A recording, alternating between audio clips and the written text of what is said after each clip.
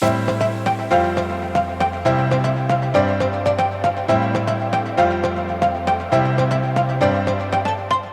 and welcome to the St. George's podcast. This is the April edition. It's the fourth podcast of the second series. I'm David, I'm the rector at St. George's.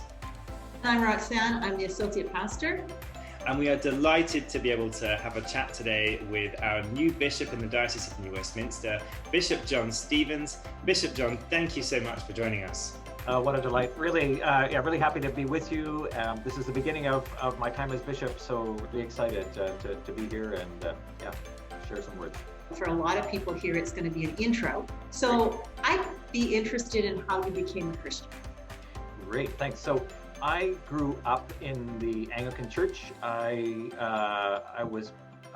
We were chatting before we went on camera that I was actually born in Northern Ireland, and so I was baptized in Northern Ireland. My father was an Anglican priest, and so that's where, if you will, it began. And so I grew up, just church was part of everyday life. So that's sort of the ground around that. But I think you asked me when I became a Christian, which is a different thing, I think, altogether, actually. So I as I think about that, it was basically late teens when I became a Christian. And what I mean by that is you can grow up in a household where, that's a part of everything you do. Prayers are said, Bible is read.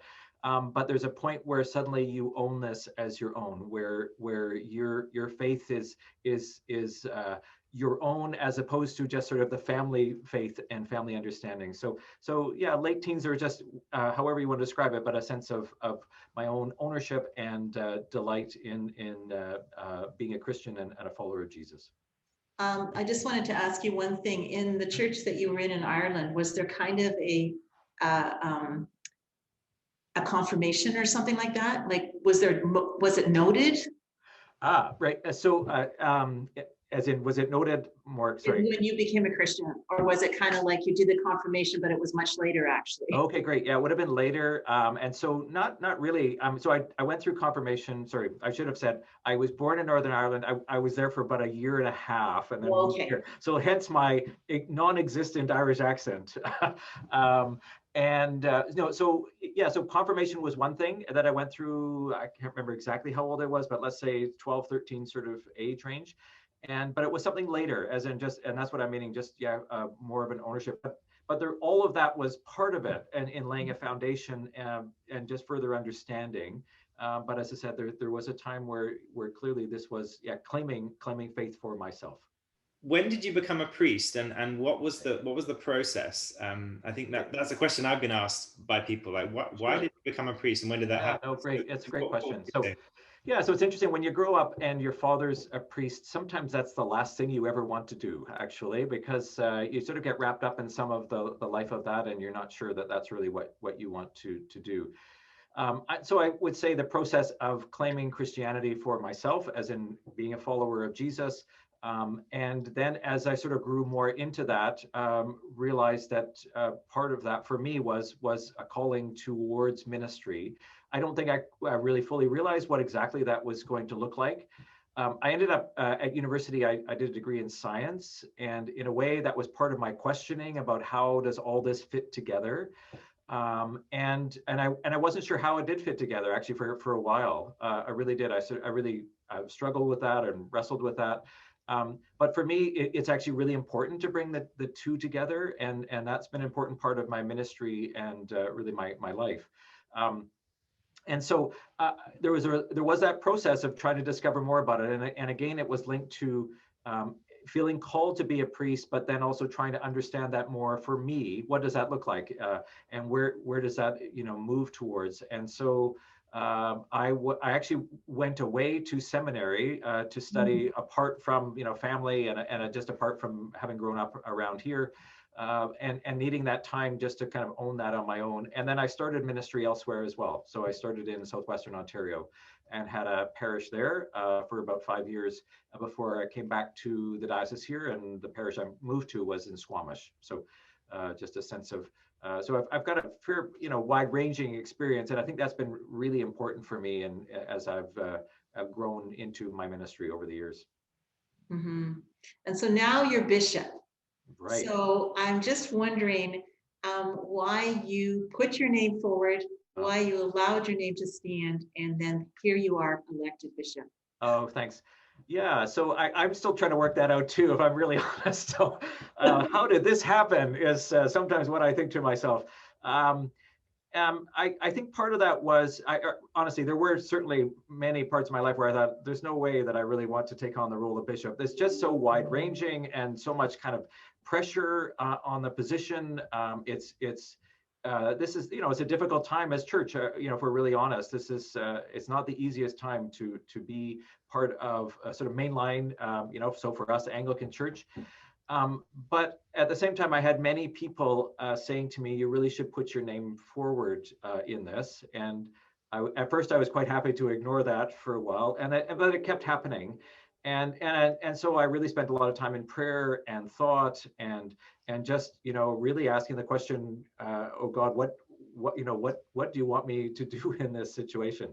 And part of it was just, and then putting your name forward and feeling, okay, God, if this is where you want me to be, then that's what will happen.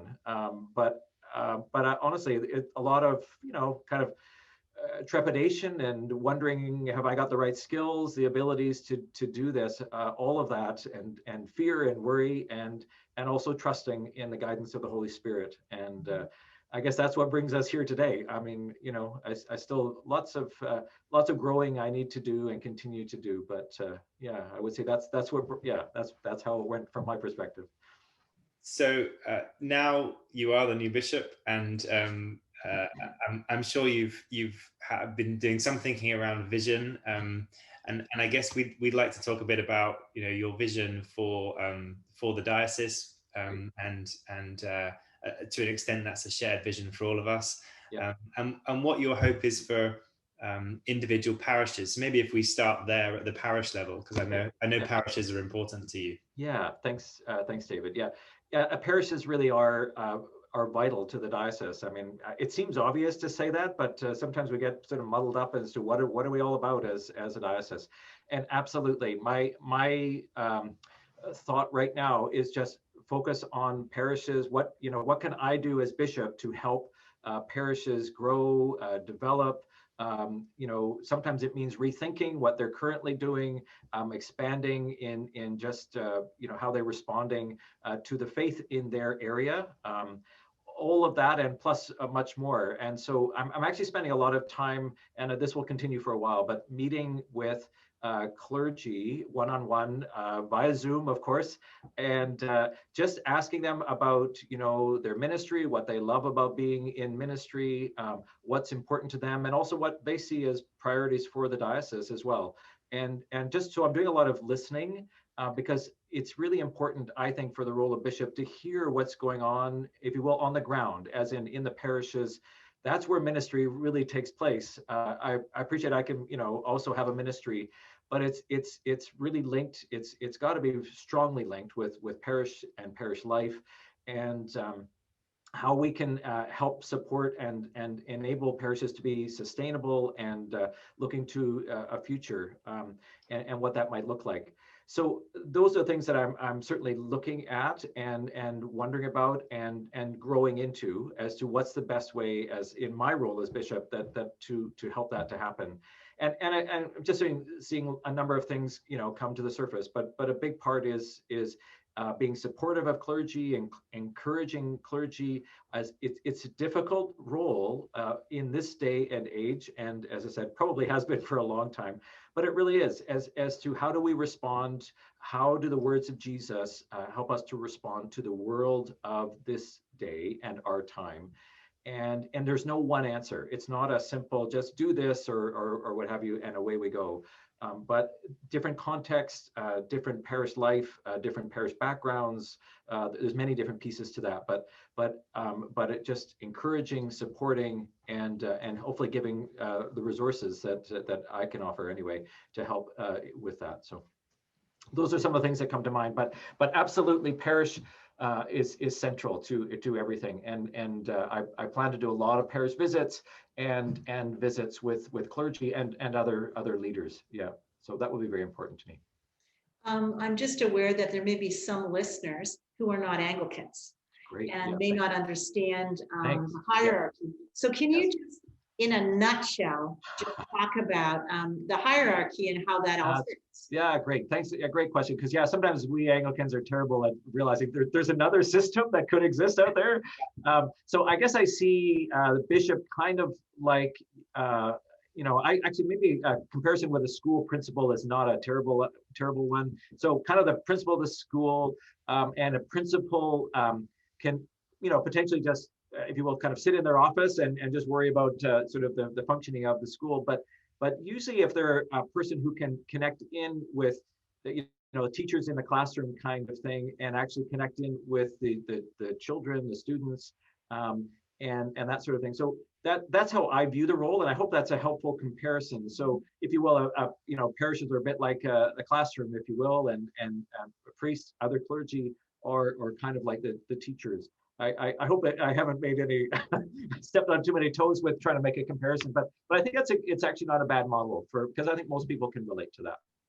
And I think then when you're looking, you've got the individual parishes, yes, and then you've got the diocese as a whole. That's right. And so like a principal, yeah, there's a flavor, or there's, I often think a principal sets the tone right. for the school. And right. So what tone are you hoping the diocese to have?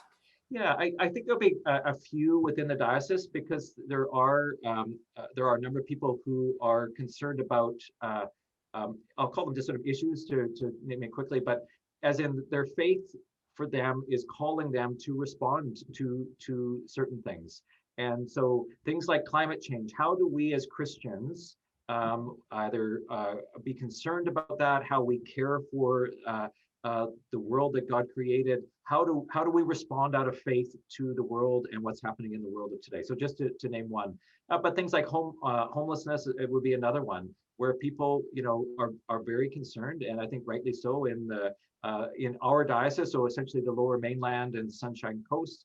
The issue of homelessness is really rampant in all of our communities. And how do we respond as Christians and as faithful Anglicans? So a couple of things around that, and I think it's about sort of living out that compassion.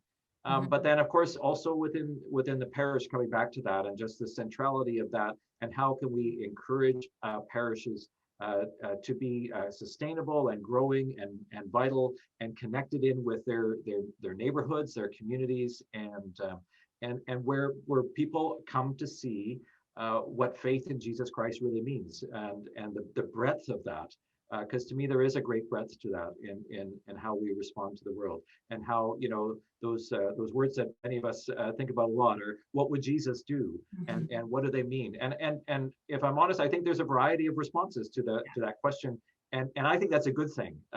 It's not just one way of doing things, but so I love the breadth that we have in the Anglican Church, and many other churches do as well. But just that breadth where there's, if you will, different approaches to how we live out faith in Jesus.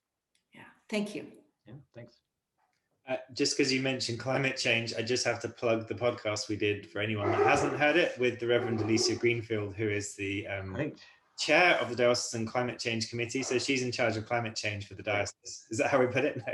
Yeah, that's a good way to. Yeah, that's a good way to put it. That's available for people to listen to. And just as you say about the breadth in the Anglican Church, sometimes people ask me if something is Anglican or not, and I always think and I often say, if someone asks, is it Anglican, then probably they've missed the point, because most things are. Yeah, there's a wide kind of spectrum to who we are, and as I said, I really love that, but sometimes it can be, there can be a little bit of frustration with that, as in it would be easier if there was just one size fits all kind of thing, and we tend to offer more than that, but sometimes sometimes that's difficult for us. So yeah, absolutely. And I guess that takes us on to looking at the broader church. It was about a year ago when the Anglican Journal published the famed article about the Anglican Church has got 20 years left to run, and by 2040 the last Anglican will be gone. Right. So I think it was a great article to get a lot of us thinking and talking, and we've talked about that before last year, but it'd be just good to hear what your feedback is, Bishop. Thank you. Yeah, thanks so much. I know it's a great question because I think it did get us a number of us either sort of worried or wanting to think more about it, or what does this mean? I guess my quick answer would be I haven't started packing my boxes yet. I guess again, I don't believe that is what's going to happen. I do think the church is going to change. I don't think we're just going to carry on doing what we have been doing, let's just say, for the last 100 years. I just see that as a good thing. I know that change can bring some stress, and it can be concerning for folks as to what will it look like on, sort of the other side. But I have a deep faith in God, and we are called to respond to the gospel of Jesus. And I don't think that's going to end at all. The Holy Spirit continues to guide us, and I look to that and see that, but there will be change. And I think, and every church is going to feel that one way or another. And so we will be no different than that. But I think it becomes also, I like the challenge that brings to us, is how do we present the gospel and in 2021 at this stage, but obviously looking forward from there.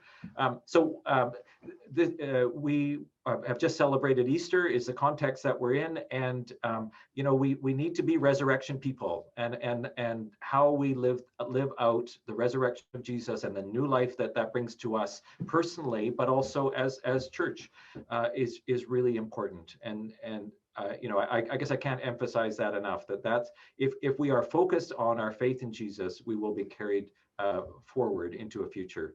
Again, might look different than what it looks like now, but that's not necessarily a bad thing. When I was thinking, we are doing this podcast in the middle of March, so Easter hasn't happened yet. Right. We're waiting with bated breath to see whether or not some people can gather or not. Right. But we've already been forced to change Right. church and what it looks like. And so as we look to the future, there may be more and more times where the big celebrations, Christmas, Easter, etc., can't be in community for maybe any number of reasons. How can we as parishes, how can we as a diocese celebrate together while being apart? Great question. Because this pandemic's been so difficult for everybody. But just to turn it towards our church communities and the diocese as a whole, it's been incredibly difficult. The other side, though, again, is I've just been amazed at how many churches have tried to figure something out with this. And coming back to what I was talking about before, it actually is quite exciting to see that churches, I think, that would never have thought about sort of a form of online worship, whatever that is. And churches are doing different things, but somehow they're coming together and worshiping. And it's got meaning. It's different than being in person. And believe me, I'm in that long list of people craving to be together in community. But honestly, I think it's more than just doing the best we can. It actually has been life-giving in its own way. It has opened up some doors that I think many of us thought we wouldn't be opened. I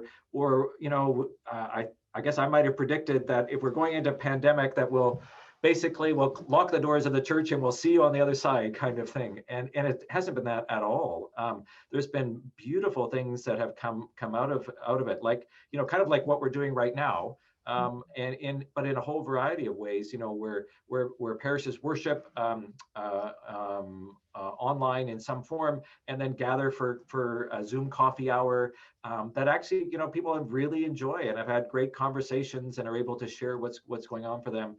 Great Bible studies via Zoom, other Christian education events that people actually have discovered they're actually sharing more than when they might if they were all in a room together, which is intriguing to me.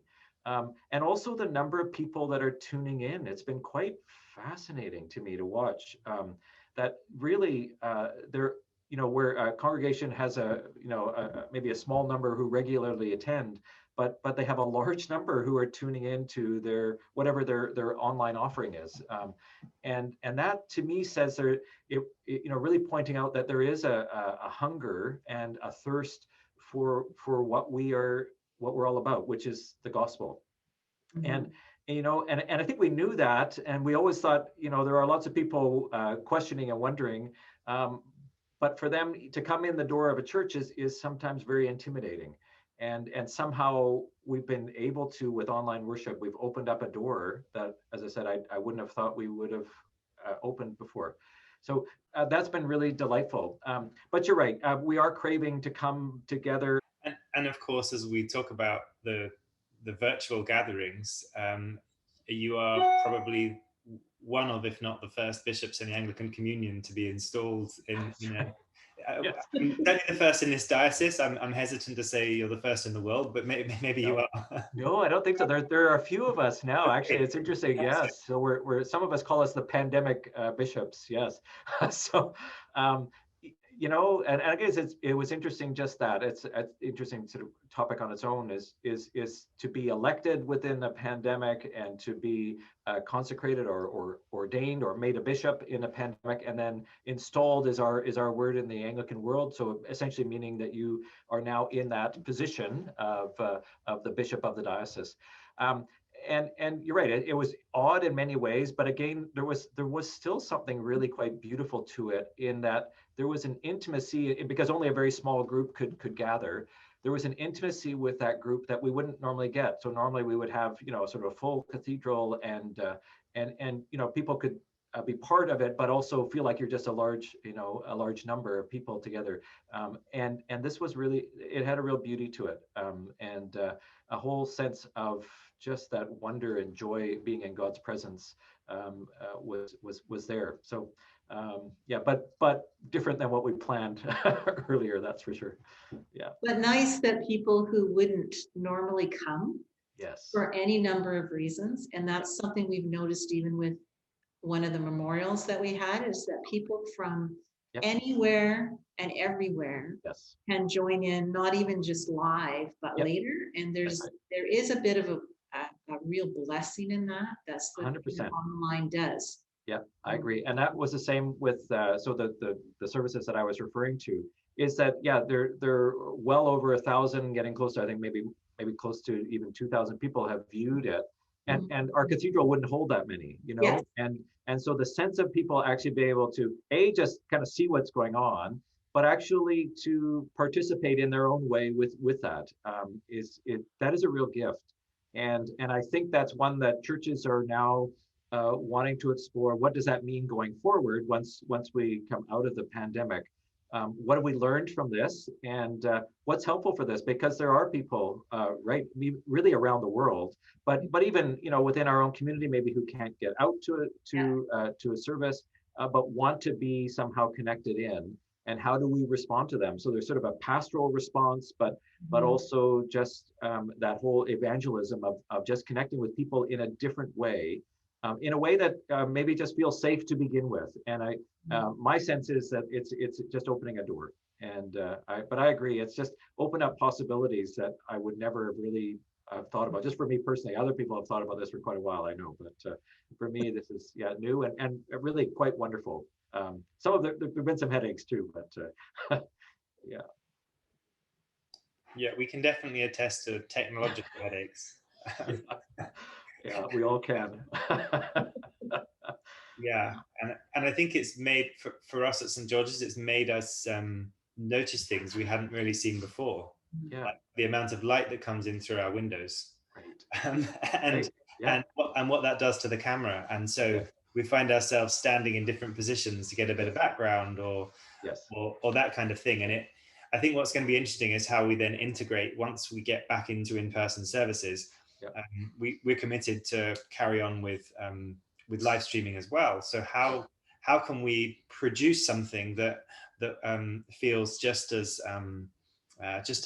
right and proper and good and holy and all those things, whether you're sitting at home in front of a TV because you've got a cold and can't make it out of bed that morning, or if you're sitting in the front pew in person. So I think that's going to be an interesting challenge. And it's great, and it's such a great conversation to have, and because then also you're thinking about why is this important to be live streaming, and who are we trying to connect with, as I said, as a way of evangelism, really, or as I said, that sort of simpler door that someone can come into for church, that we hope just expands further and further from there. But I agree, but also, yeah, the pastoral response and the compassionate response to those who would love to be there but just physically can't for whatever reason. But I agree. I think every church needs to be having that kind of conversation as to how to use the, if you will, the technology going forward. Yeah. One thing we try and ask every guest Great. is, what have you missed most in COVID, and perhaps what you have learned about yourself? Okay, great. Yeah, thank you. What I've missed most really is people and interaction with people, just physically being together. Really miss that. In many ways in my life, but I would say in particular in worship, it just, as I said, there's lots of pluses to being online worship, but I really miss just being in the same room, the same church, together. There's a very different kind of energy and just feel, and the presence of God just seems much more palpable when we're all gathered and praying together and singing together and sharing communion together and all sorts of things. So really, yeah, I'm really missing that. And really do crave the day when we can come back and be together for that. That said, some of the things that I am grateful for, though, is really, it's been interesting. There's just, it's opened up some time to think and pray and wonder in different ways. And it's opened up some possibilities, as I've described before, around online worship. But for me, it's really just really deepened my prayer life in ways that I just hadn't really thought about it. But part of it is, different. My schedule has become very, very different. I mean, it's become very different as bishop. But I'm thinking back to when I was in a parish, which was not that long ago. But it really did open up, a very different schedule. Even things like evening meetings, where now we can do them on Zoom or something like that, not having to travel and all the things that just, and so it just a little bit more time, and it's been really wonderful. So it's been a real joy to me in some ways as well. So yeah, and probably just that little bit more time on my own, and contemplative time has really grown for me. So that's been a real gift. Yeah, but definitely missing being with people. That's for sure. I think that, when we think about COVID, it isn't a good thing. I mean, it isn't a good thing. It isn't a good thing. Lots of people have died. People's lives have turned upside down. Yep. But God always redeems time. And so I think, if anything, you just speaking about that shows that even in the midst of a mess, which is COVID, God can still bring good out of it, even though COVID itself is not good. Absolutely. And yeah, exactly. We've seen that so many times throughout the Bible, is God coming through in a difficult situation, the light of God shining through somehow, and even places you think we would never even know that light. The ultimate time, of course, is the resurrection of Jesus, and the new life that brings, where maybe there were a small few who thought that this was what was going to happen, but very small. And we continue to speak of the resurrection and what that means for us. And I think that's, there's, if you will, there are, resurrection moments within COVID. Yes, so the day that we're recording is the anniversary of it being declared a pandemic.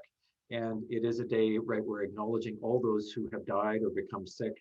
And it's been horrible, and so I don't want to just dwell on the positives of it, because we need to acknowledge just how devastating this has been for so many people and families, and particularly elderly, and people in care homes, and just the most vulnerable of our society, and that is just been absolutely devastating, and so we need to name that and acknowledge that. But at the same time, yes, indeed, God continues to speak to us out of what feels like a lot of darkness, God's light does continue to shine.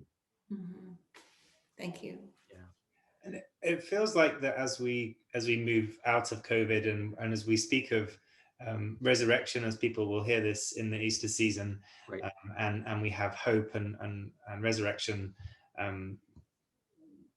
that there'll be the world will be different, Yeah. and there'll be lessons we've learned from COVID. I mean, any thoughts on any of those things that might change? I know people have, even within our congregation, we've had people who've moved away to be Right. nearer to family, or Right. they've reassessed priorities. I guess life's going to look different, and we're even thinking about things like church seating. And whilst we were talking about having some new and cushioned, padded, comfortable fabric seats, in the pandemic, we've realized there's an advantage to seats you can wipe down with bleach. Sure. So, I mean, any thoughts there? Not necessarily about pews. We'll try and stay away from controversy. But any thoughts on what things might look like? I love it. That's great. Thanks, David. Yeah, I've been actually just starting to really think about this a fair bit as to what will be different. And I guess I just want to be entirely hopeful in that I hope that we learn some things about community and the importance of being community. So for us as churches, as parishes, the community of the parish is just so important in how we care for one another and reach out to one another. If someone is sick, how do we respond to them? Going forward, obviously in the pandemic we're somewhat limited, but we can still reach out and offer compassion and care, and we need to do that as a parish community. But I think it needs to go out further too, within, if you will, our neighborhoods, our towns, our cities, and how do we show that compassion and to other people as well? Because this has been incredibly difficult for everybody. Nobody has been untouched by the pandemic, and so how are we different? How can we see? Many people will name that they're really missing seeing other people. How do we live with in a way that shows that? Really the central teaching for us as Christians is loving God. The simplified version is love God and love your neighbor as yourself. This becomes so real within this pandemic, and our response to how we live out Jesus' words, should become shining through once again. And so that's what I'm hoping for and praying for, that we are touched in that kind of way, that we give thanks to God for our communities and how we show compassion and love to others within our communities. And that's what I'm hoping for. My worry, I guess, honestly, is that we just sort of get back to what we were before. And I really hope and pray that's not going to be the case. And we talked about, earlier on about how churches can show compassion, and so around, say, even the climate and climate emergency, how we live that out, but also homelessness and many other, whatever we want to call them, but societal issues, and how we respond to them. I hope we respond from being free of pandemic and that sense of loving God, loving our neighbor as ourselves. Well, Bishop John, thank you for joining us on the podcast. As we draw to a close, I'll just give a quick opportunity. I don't know if Roxanne, if you want to ask or add anything. No, I just think that's great. I think you're right. I hope we learn the lessons that we have learned and that we remember them. Yeah, great. Thank you. Yeah, what a delight to be with you. Honestly, this is a lot of fun, and it's just great to have a time to reflect both about the diocese, but also about the impact of the pandemic and what it will mean. So every blessing to you in your ministry, and to St. George's, and of course to our diocese as a whole. But really, thank you for doing this. This is great work, and really happy to be part of it. So. Thank you. Thank you. We really enjoyed you being with us, and thanks to those listening from around the diocese. If you haven't heard any of the other podcasts and you're interested, then go have a look. We've got some that are topical and some that are more timeless. So those are available. You can find the podcast on all the places where you would normally find a podcast, as well as on the St. George's website. And starting with season 2, episode 2, they're also on the YouTube channel. So if you like to watch people as they talk on a podcast, then that's available too. And if you are on any of those and you can give us a like, a thumbs up, add a comment, that just helps get the word out. But in the meantime, stay safe, and we will see you on the first Wednesday of next month.